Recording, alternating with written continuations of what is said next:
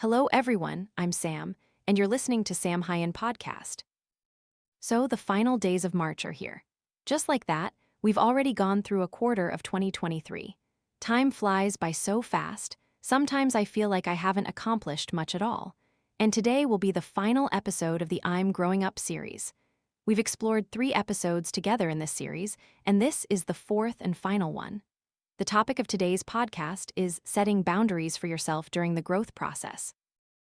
You'll often be advised to lower your ego to please others, to make everyone feel comfortable, instead of proactively having your own standards to evaluate things, to protect yourself. However, when you prioritize others' positions or feelings beyond your own boundaries, it can negatively impact your mental health and harm the quality of your relationships. And naturally, from that, setting your own personal boundaries becomes very important to help us connect with people in a healthier and more effective way. This isn't easy, is it? But today, we'll delve deeper into understanding boundaries and how to set your own. As I'm recording this podcast, the clock shows 23:23. And honestly, lately, Sam has been seeing these repeating numbers very often, what people call angel numbers, which are supposed to deliver a message. So let's see what message today's 23 number brings, shall we? Usually, Sam would go to Google, type in 2323 meaning, and add meaning at the end because Sam wants to get the information in English. You can choose Vietnamese too, that's fine. Here, the number says that you will succeed after all your efforts. Trust yourself. The angels are giving you clear signs that they are by your side and will help you achieve your goals. So, those are some of the things this number has sent me. You know, lately, almost every day, I receive these kinds of numbers, these twin or repeating numbers, so many of them, even 4 or 5 times a day, and this has never happened in my life before. It feels like during this time, the spiritual or soulful energy is stronger than ever. I'm connecting with myself much more deeply. I wonder if you also often encounter such numbers. Returning to our main topic today, boundaries. This might be a topic Sam has touched upon quite a bit in videos on the Sam Huyen channel, but there hasn't been a time to elaborate on it. First, what do you think boundaries mean? Boundaries are the expectations and needs that help you feel safe and comfortable in your relationships. These expectations within relationships help you maintain a clear mind and positive emotions. Knowing when to say no and when to say yes is also essential for you to feel comfortable interacting with others. So, when we love ourselves and understand our own worth, we'll know how to set our own boundaries. Others will have to respect those boundaries, and you, in turn, will respect the boundaries of those around you. This helps us build stronger relationships. Do you remember the hedgehog story? Sam once shared the hedgehog story. One cold winter, the hedgehogs huddled close together to keep warm. Just like humans, we need to lean on each other during difficult times, right? But as you know, each hedgehog has quills on its body. So if they stand too close, they'll hurt each other with those very quills. That's why each hedgehog has to stand close, but not too close. That's the hedgehog's dilemma. We humans also need to stand close to each other, but we shouldn't cross boundaries. We should maintain a certain distance to respect one another. That's the boundary Sam wants to discuss with you today. And perhaps you're feeling very exhausted with your current relationships. These are some signs that you need to reevaluate your limits and how you're setting boundaries with everyone around you. Fragile boundaries make it very easy for others to disregard you, making it difficult for you to say no. You're always the one who shares too much. You always want to please everyone around you and rarely express your own opinions. And of course, you're always afraid of rejection, afraid of not being loved, afraid of being isolated. This will make you a very exhausted and overwhelmed person. And Sam often sees this image in girls, especially those who genuinely love others but sometimes forget themselves, or even in guys. Sometimes you undervalue yourself too much, trying to force yourself to be loved, trying to become someone else to be loved. That's a sign that we need to change, right? On the other hand, someone who sets overly rigid boundaries often has very high expectations of others and establishes extremely strict rules. To avoid being hurt, they often try to escape. For example, if they like someone but think that person won't like them back, instead of confessing, they'll withdraw from the relationship first, retreat to avoid embarrassment. You often won't express your true feelings, you try to hide them. No one truly makes you open up. To avoid getting hurt, you try to project a sense of strength. In reality, when we see someone and think, oh, they're so strong, so tough, so cold-hearted, no, they're just trying to hide their emotions. If they say they're never sad, that they don't know what sadness is, it's only because they are too sad, too broken inside, but they don't want others to see it. That's why they don't speak their true feelings.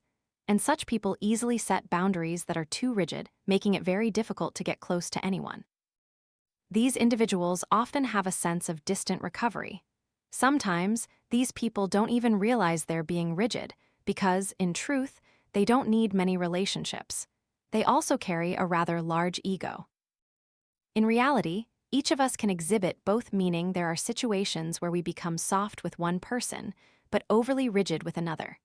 The important thing is that we need to create a more balanced boundary for ourselves.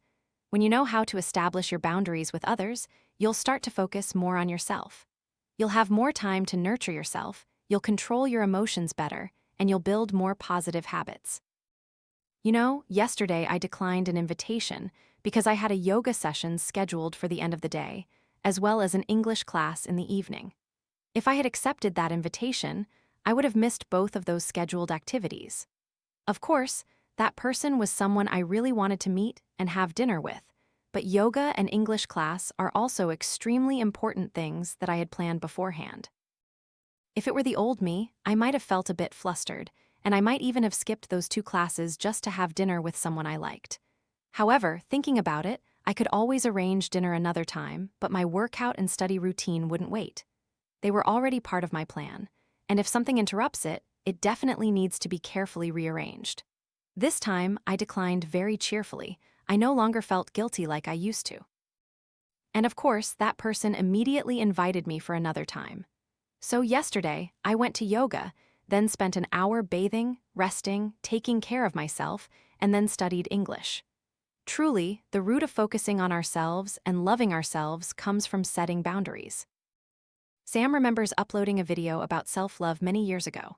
I noticed that video, even though it's old, still receives new comments and views. In that video, Sam also said that self-love is about no and yes, meaning the things we accept and don't accept into our lives. We love ourselves enough to set boundaries and know how to say no. And you know, when you dedicate time to yourself, you have your own life, and you balance your life with other relationships, it creates a wonderful harmony. But if we lean too much towards one thing, like not dedicating time to anyone, living selfishly and isolating ourselves, that's not a good idea either. Yet, dedicating all our time to others, sacrificing our entire lives for them, isn't necessarily a positive, balanced state a person should have. So, what should we do? How do we set boundaries? So, what constitutes a healthy boundary? Sam thinks it's very difficult to draw a specific picture that applies to all cases because each person will have different limits. However, when we set positive boundaries for ourselves, it means you're comfortable saying no. You don't feel guilty, nor do you try to avoid it. You truly want to help people, but you also have your own life, and right now, you can't offer more help. And naturally, conversely, you'll also comfortably accept rejections without feeling resentment. If you ask someone for a favor or borrow money, for instance, and they can't help you, you still feel perfectly fine because you fully understand that if they can help you, great. If not, that's okay too. And of course, you'll also be a good listener, listening to your own perspective and listening to others' perspectives as well.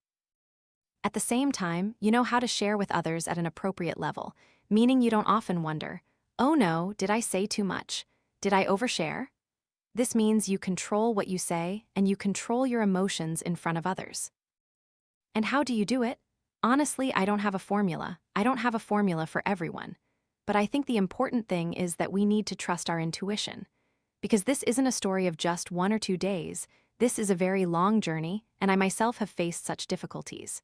It's just, now I prioritize myself above all else. I'm sharing this honestly. Others might consider it selfish, but no, this is my life and no one is responsible for it but me.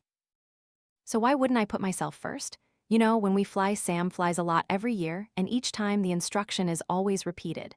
According to the flight attendant's instructions, in case of an emergency, put on your own oxygen mask before assisting others. And it's true, right? You have to put on the mask first, you have to be conscious first, then you can save others. If you're not alive, you can't save anyone. You have to take care of yourself first before you can take care of others. It's only when we face death, face risks in life, that we can truly recognize this boundary. In reality, there will always be special cases. For example, if it's someone you love more than your own life and you want to sacrifice everything for that person, then of course, follow your heart, because there's no fixed and 100% accurate rule. Only we are the ones who make choices. However, to protect your life and help your life become healthier, it's clear that you will need a bit of balance. You must prioritize yourself along with your goals and your self-love. Simply put, with 24 hours a day, you have a finite amount of time. What will you use it for? Once you prioritize yourself, you'll also know what's good for you, what you can accept, and what you won't accept. Say you meet someone online. Clearly, you're looking for a serious, long-term relationship, but it seems like all the guys you meet just want a friends with benefits situation, like a part-time girlfriend. He's not looking for anything specific, he's just looking for fun. And he only texts you when he feels like it. Sometimes he texts, sometimes he doesn't. But every time you meet, it's very romantic, very affectionate, kissing, and all sorts of things, just to try and get you into bed. Clearly, you'll need your own boundaries to know that this isn't the ideal person for you to date, and of course, you're not anyone's part-time girlfriend. You're looking for a serious relationship, aren't you? So you simply stop connecting with them. You stop replying to their texts, you stop meeting them, you stop maintaining that relationship because you know what you need and what you need to choose. That's how you set your boundaries. And clearly, you need to know what you need and what you want. And if you don't know what you need or want yet, you'll at least know what makes you uncomfortable, what bothers you, what you'll need to say no to. And as Sam shared in a recent video, finding your true self, that's when you truly know yourself, you'll say no more often. Rejections will be given more frequently when you understand your own worth better. And that's why some people have few friends, and especially the more successful and private they become, the fewer close friends they have. They might have excellent social connections to develop their careers or businesses, but their close friends can be counted on one hand very few, because at that point, they choose very carefully. But their relationships around them. By now, Sam thinks the most important thing is that you understand that you are the one who teaches others how to respect you. Don't be afraid of upsetting people, be afraid of losing yourself. Be afraid of losing yourself by pleasing others, making yourself exhausted, tired, or becoming lonely and indifferent. Fear losing yourself more than losing someone in your life. It will never be selfish if you choose to love yourself, dedicate time to yourself, and do what's right in life. I don't like it when people overpraise the word sacrifice for women, trying to use it to glorify and make them feel like they have to sacrifice more, they have to forget themselves. But Sam doesn't support that. Sam believes that everyone in a family needs to make certain sacrifices for each other, to love each other, but without anyone losing themselves. There's so much more we could say on this topic of self-power, but Sam thinks this one is getting a bit long. Perhaps we'll meet again in a future podcast or video. Thank you all very much for listening to today's podcast. What kind of topics will we hear about in the next series? It will definitely be interesting. Sam will try to work diligently to continue accompanying you all in the future. Thank you very much, and see you in the next podcast episodes. Good night.